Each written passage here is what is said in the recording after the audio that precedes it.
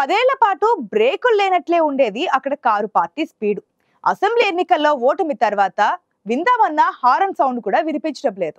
ముఖ్య నాయకులు, నియోజకవర్గ ఇన్ఛార్జీలు మంత్రం వేసినట్లు మాయమైపోయారు. దీంతో పార్టీనే నమ్ముకున్న కేడర్ కి ఏం చేయాలో పాలుపోవడం లేదు.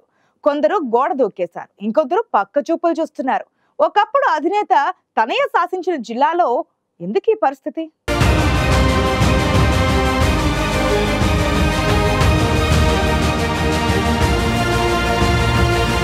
దశాబ్ద కాలం ఎదురులేని బీఆర్ఎస్ పార్టీకి గడ్డుకాలం వచ్చింది. అసెంబ్లీ ఎన్నికల్లో పరాజయం తర్వాత పార్టీ బలహీనపడుతూ వస్తోంది. ఓటమి తర్వాత నేతలు నియోజకవర్గాలకు దూరంగా ఉండడంతో పార్టీ శ్రేణుల్లో భరోసా నింపే నాయకుడే లేకుండా పోయాడు. దీనికి తోడు పార్టీ కార్యకలాపాలు లేకపోవడం గులాబీ క్యాడర్ని కలవరపెడుతోంది. ప్రశాంత్ రెడ్డి మినహా మరెవరూ కనిపించక నిజామాబాద్ జిల్లా బీఆర్ఎస్ శ్రేణుల్లో నైరాస్యం కనిపిస్తోంది.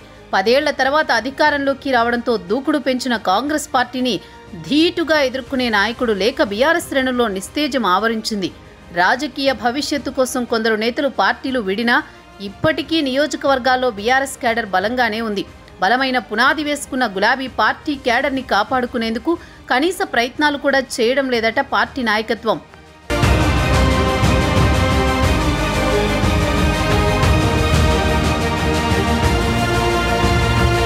తెలంగాణ రాష్ట్ర ఏర్పాటు తర్వాత బీఆర్ఎస్ పార్టీని భుజాన ఎత్తుకుంది ఇందూరు. రాష్ట్రంలో ఏ జిల్లాలో దక్కని విధంగా గంపగుత్తగా 9 అసెంబ్లీ సీట్లని కారు పార్టీ కైవసం చేసుకుంది.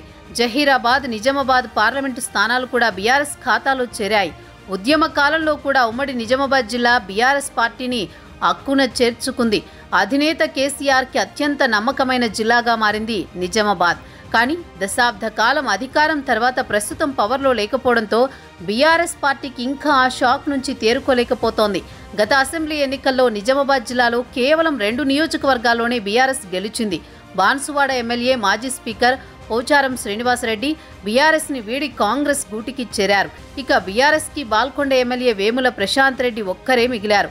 అధికారంలోకి రావడంతో ఉమ్మడి నిజామాబాద్ జిల్లాలో మళ్లీ హస్తం పార్టీ బలం పుంజుకుంటోంది.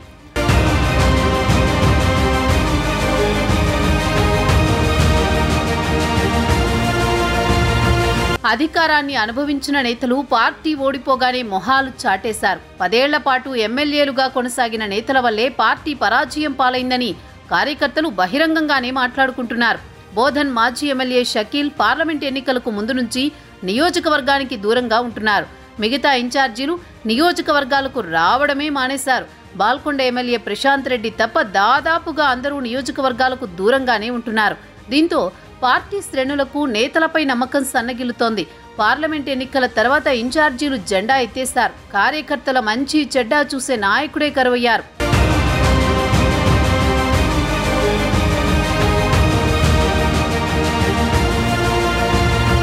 తమ వ్యవహార శైలితోనే ఓటమి కొని తెచ్చుకున్న మాజీలో ఇప్పటికీ మార్పు రాలేదు. బీఆర్ఎస్ అధికారం కోల్పోయి ఏడాది కావస్తున్న నేతలు తప్పప్పులు సమీక్షించుకోవడం లేదు. కాంగ్రెస్ పార్టీ ఎన్నికల్లో ఇచ్చిన హామీలను నెరవేర్చలేదని బీజేపీతో పాటు ఇతర రాజకీయ పక్షాలు ఆందోళనలు చేస్తున్నాయి. కానీ నిజామాబాద్ జిల్లాలో బీఆర్ఎస్ మౌనంగా ఉండిపోయింది. ఉద్యమ పార్టీగా తెలంగాణ రాష్ట్ర సాధన కోసం పోరాడిన పార్టీ ఉలుకు పలుకు లేకుండా ఉండిపోవడం పార్టీ శ్రేణులను అసహనానికి గురి చేస్తోంది. రుణమాఫీపై పార్టీ అధిష్టానం ఆందోళనలకు పిలుపునిచ్చినా నిజామాబాద్ జిల్లాలో పార్టీ ఇన్ఛార్జీలు దూరంగా ఉన్నారు. అయినా కార్యకర్తలు తమకు తాముగా ఆందోళన చేపట్టారు. ఇటీవల రైతు జేఏసీ ఇచ్చిన పిలుపులో పాల్గొన్న తర్వాత నియోజకవర్గాల్లో బీఆర్ఎస్ ఆందోళనలు కొనసాగించలేకపోయింది.